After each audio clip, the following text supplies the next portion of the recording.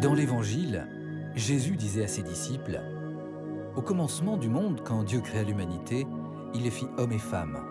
À cause de cela, l'homme quittera son père et sa mère, il s'attachera à sa femme, et tous deux ne feront plus qu'un. Ainsi, ils ne sont plus deux, mais un seul. Donc ce que Dieu a uni, que l'homme ne le sépare pas. » Être unis pour la vie, c'est le désir de tous les couples d'amoureux.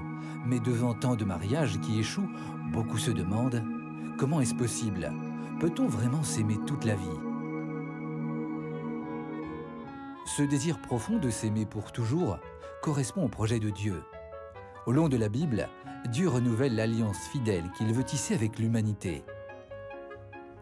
L'histoire du prophète Osée, marié à une prostituée, manifeste que l'amour de Dieu n'est pas celui d'un jour, mais bien un amour fidèle qui dure toujours. « Mon épouse infidèle, écrit le prophète, je vais la séduire, je vais l'entraîner jusqu'au désert, et je lui parlerai cœur à cœur. Tu seras ma fiancée, et ce sera pour toujours. Je t'apporterai la justice et le droit, l'amour et la tendresse. Je t'apporterai la fidélité, et tu connaîtras le Seigneur. »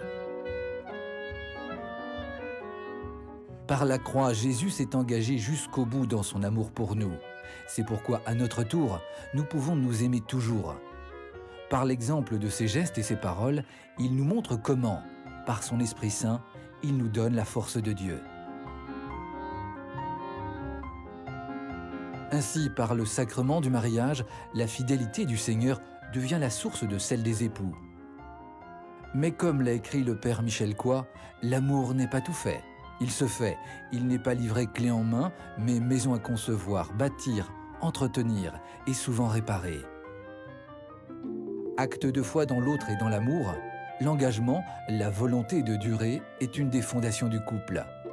Il faut chaque jour vouloir partir à la rencontre de l'autre. Pour cela, un juste amour de soi est source de confiance.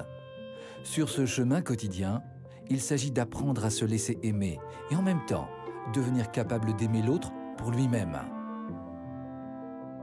Ce don de soi conduit à la joie et à la dynamique d'un pardon toujours possible.